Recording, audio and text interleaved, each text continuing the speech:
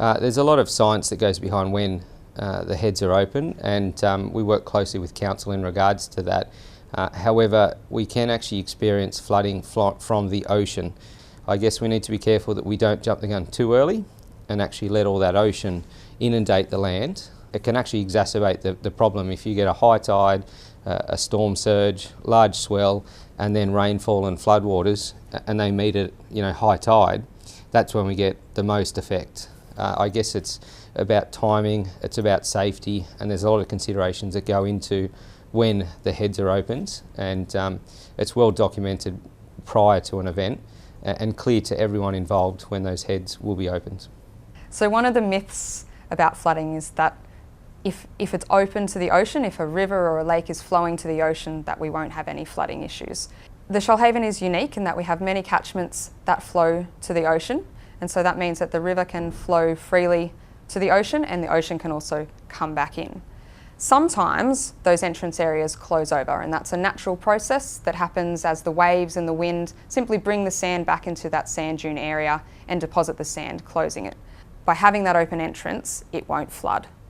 And so that's incorrect, because what happens is that typically in our flood events is that we have a very high ocean, and the ocean can often be higher than the lake or river level. And so if it's open, that higher ocean level will actually flow into the catchment and can cause ocean flooding.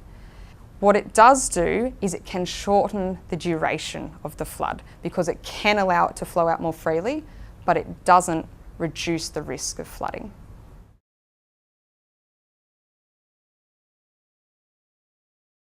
So the 2015 August floods began for the New South Wales SES on the Friday before the flooding actually occurred, where the Bureau gave us a heads up that there appeared to be something on the weather maps that may be of interest to us. By Sunday, that advice by the Bureau had been downgraded and almost non-existent. We turned up to work on Monday, and what had happened is a complete U-turn, and the event, the Bureau had advised us through a teleconference about 11 o'clock that day that they are predicting, I guess, worse weather to occur, impacting the Illawarra and the northern parts of the Shoalhaven, but remaining a very coastal event.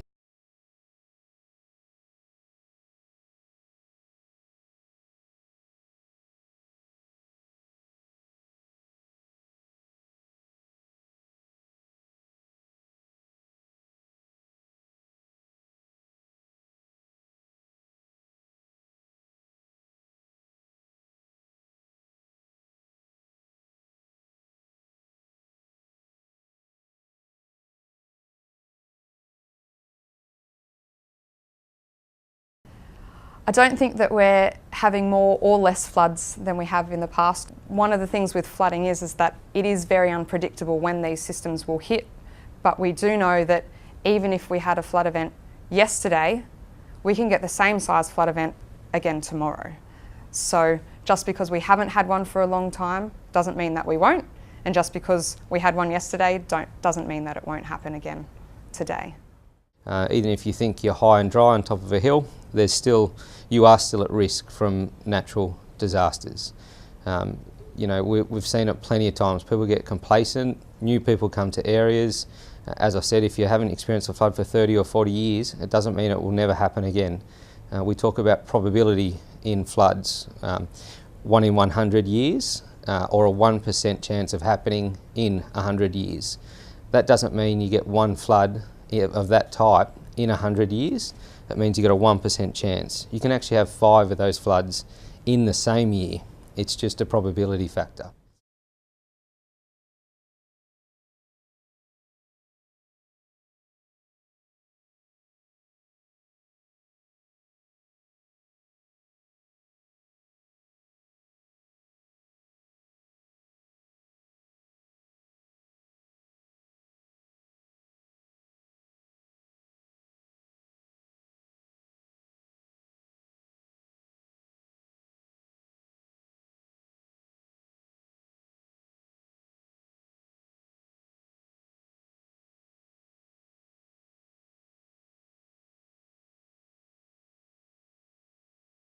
all of our communities, well, almost all of our communities, are flood affected, and the first thing that typically is inundated is our road network. And so before people realise that there's a risk to them or their homes, that road network has become inundated, and so therefore people can get cut off quite quickly. And so that makes the Shoalhaven particularly risky. In a flood event, even if your property doesn't get affected, the roads get cut, so people become isolated. Even if your house isn't inundated, you might lose the sewer, you might lose your power, you might lose water. And so if you then get isolated, even though your house isn't flood affected, these are all the services that you expect but no longer have. So the Shoalhaven catchments can get flooding from 3 different sources essentially. You can get flooding from your rainfall event that's coming down the catchment and then it will fill up and break the banks. You can get flooding when you have an open entrance from the ocean as it comes in, or you can get what we call low-level persistent flooding. Say if you had a closed entrance and you get a lot of really minor rainfall events and that lake level just sort of tops up, it keeps getting a little bit higher every single time. And so that's when we do our entrance openings. So we would mechanically get machines on site that would cut through that sand dune and open the lake or the river to the ocean. We might not be able to get to certain communities because of isolation, floodwaters, things like that. Basically, it's about knowing your risk, identifying that early.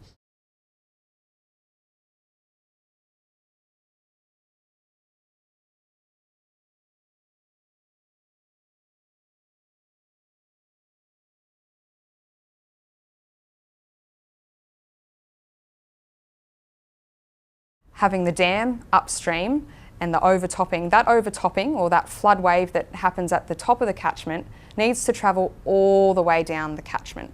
So if it starts in, say, Kangaroo Valley, it's flowing all the way down, and then you're getting to the Nowra area and you've got that flood wave or that peak that will come through, and that keeps travelling down. And so that wave, even with an open entrance, still needs to pass through that entrance area before it gets out to the ocean.